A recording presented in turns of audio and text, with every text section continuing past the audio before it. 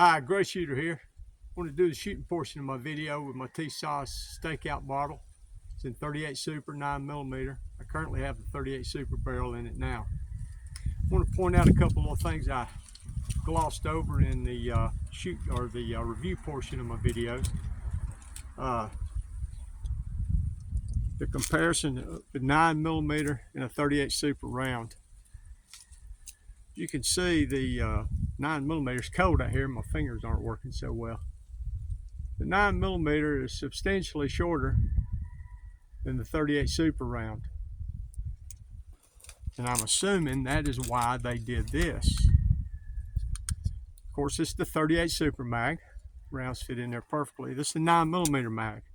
Never seen a mag like this, but it has an insert inside running down the back of the magazine to prevent you from loading 38 Super rounds into it.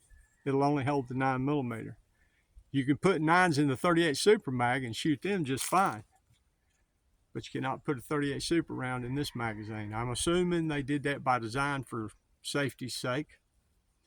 But here's my intent today. Hopefully all will go well. The sun's really bright today and it's giving my chronograph fits. But I'm going to try to shoot 5 rounds over the chrono, get an average. Then I'm going to shoot 5 rounds into the left hand shoot and see. Then I'm going to change over to the 9mm, run 5 rounds over the chrono and 5 rounds into the right hand shoot and see. The reason I'm doing that with the shoot and see targets, I just want to see if there's an impact shift. I don't think there will be, especially at this distance, but it's possible. So having said all that, looks like my chrono is on. Let's get started. Keep your fingers crossed. Hope I don't shoot my chrono, please. I really don't want to do that. Range going hot.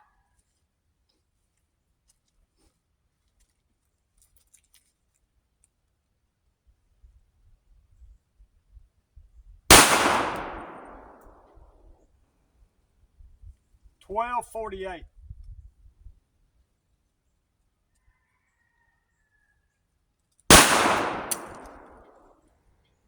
$12.21.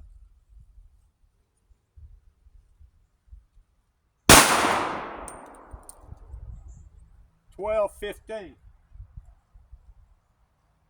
Scratch that. $12.19.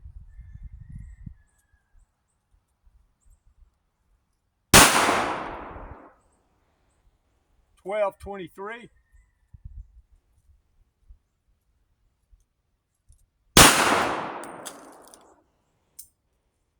And $12.25. So all those rounds exceeded the factory velocity. It's rated at 12.15 from the factory. I'm shooting this out of a 5-inch barrel, of course. In a minute, I'll get us an average. Let me go back and reload my magazine. Stand by a minute.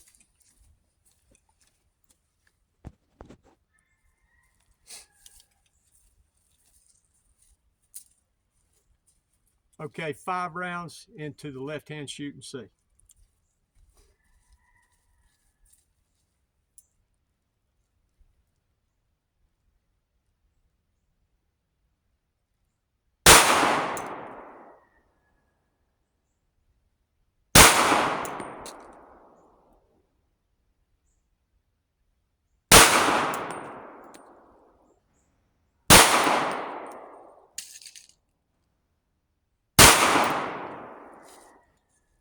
Uh-oh. Bit of a stovepipe. Well, it was locked back. All right, we'll do a quick change. Be right back with a 9mm barrel and ammo. We'll try this test again.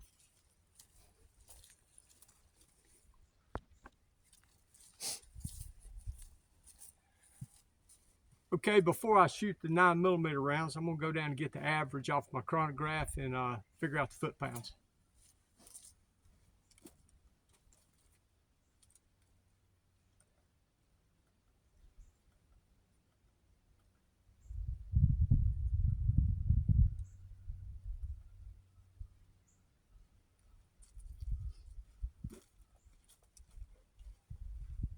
Okay, we had an average of 12.27.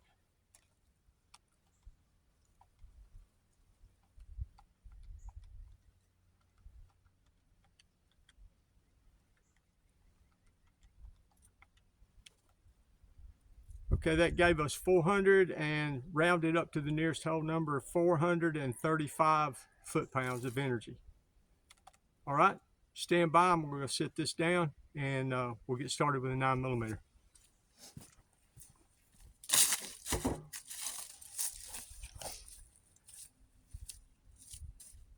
Okay, now the 9mm.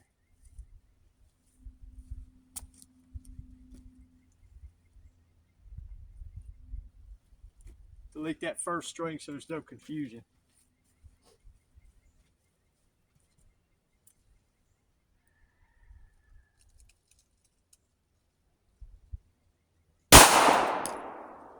No read.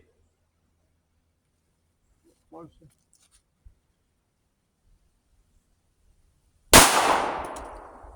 Still no read.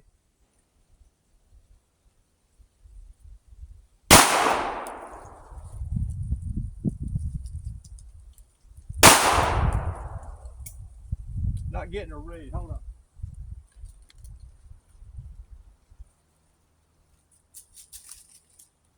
Had a shadow on the sun, or the whatever picks up the bullet. We had a shadow on it.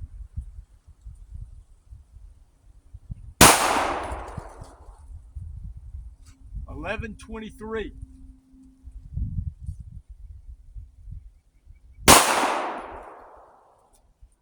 11:10.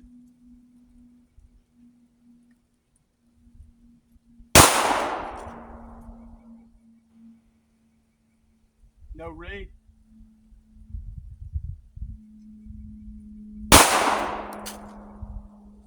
11:22.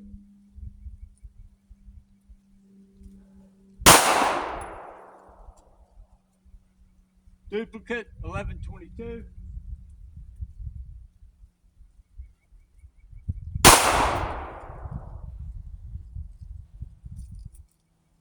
And 12:24.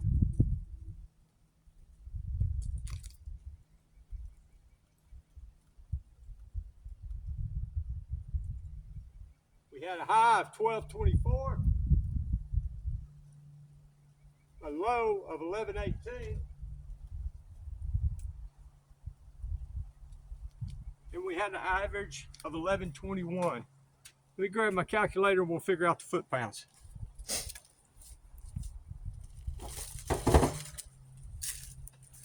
And by the way, that's a 124 grain bullet.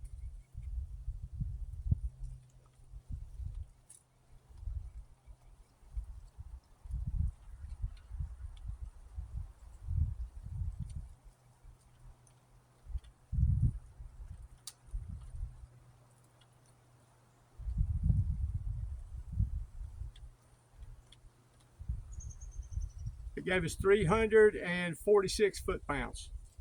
All right, I'm gonna hit pause. We'll run back, reload my magazine, and we'll shoot that right-hand shoot and see.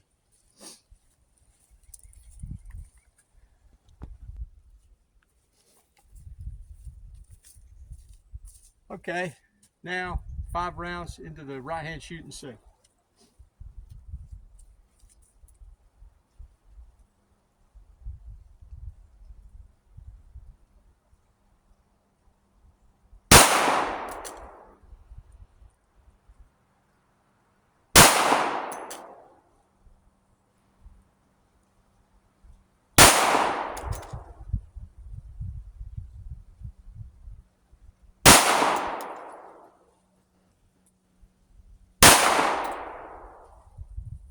I threw that last shot, but that was me.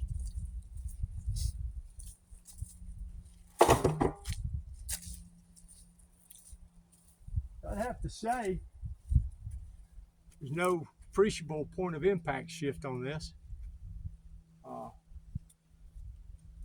The ammunition, the 9mm ammunition, it met the factory, it actually exceeded the factory specs for the 9mm ammo. I think it was 1090.